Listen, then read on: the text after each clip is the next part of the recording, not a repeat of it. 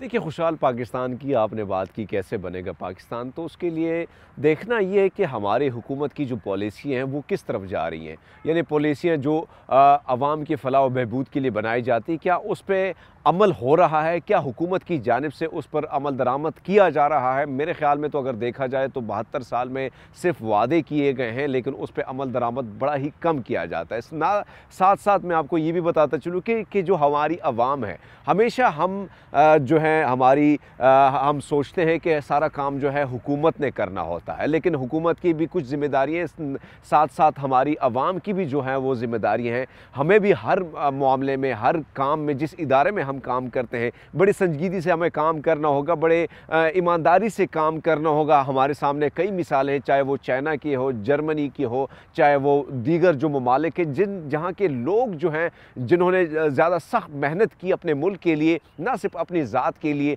अपने मुल्क के लिए जिन्होंने मेहनत की, तो आज उनका मुल्क खुशहाल है। लेकिन अफसोस की बात ये कि जिस तरह अवाम है, वैसे हम पे जो है मुसल्लत है हुक्मरान, क्योंकि ये हुक्मरान भी हम अवाम से ही निकल के ऊपर इस पार्लियामान में पहुँचते हैं। और पार्लियामान की मैं बात करूँ तो सब आपके सामने कि 72 साल से सिर्फ वादे किए जाते हैं, लेकिन उसको जो है निभाना अभी तक हमने कभी देखा नहीं है कि हमारी हुकूमतों ने इन वादे वफा भी कभी की हो। लेकिन आपने बात की, खुशहाल पाकिस्तान को बनाने के लिए बड़ी मेहनत करनी होगी, ईमानदार लीडर की हमें ज़रूरत होगी। सिर्फ जो है एक बंदे से ये काम नहीं चलेगा, बल्कि 22 करोड़ अवाम के साथ साथ जो पार्लियामान में बैठे ये हमारे मेंबर हैं, इन्होंने भी संजीदगी से काम लेना होगा।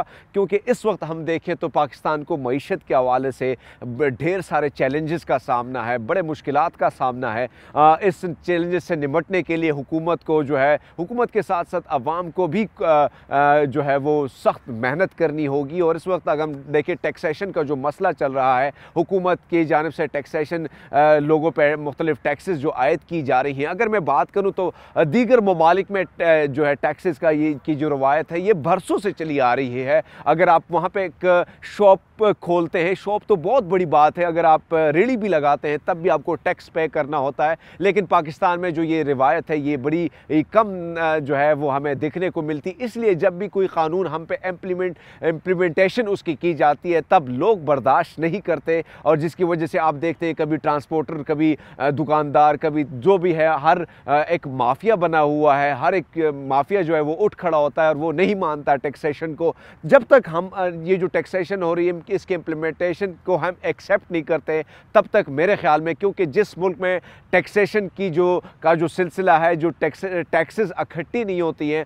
तब वो मुल्क कभी खुशहाल नहीं बन सकता। हर उस मुल्क को आप देख लें जहाँ पे टैक्सेस की जो बर वक्त कलेक्शन होती है, अवाम टैक्सेस पे करते हैं, तब जाके जो है मुल्क खुशहाली जो है वहाँ आती है, और अवाम का भी वही मुस्तकबिल होता है, खुशहाली अवाम की मुस्तकबिल बनती है। लेकिन अफसोस की बात है कि ना हुकूमत, अगर हुकूमत करती है तो अवाम उसी तरह सिंसेयर नहीं है। हमें सिंसेयर होना होगा अपने मुल्क के लिए। जब हम सिंसेयर होंगे अपने मुल्क के साथ तो यकीन कीजिए कि खुशहाली हमारी ज़ामिन होगी और मुस्तकबिल में हमारा मुल्क भी एक खुशहाल ममालिक में शामिल होगा।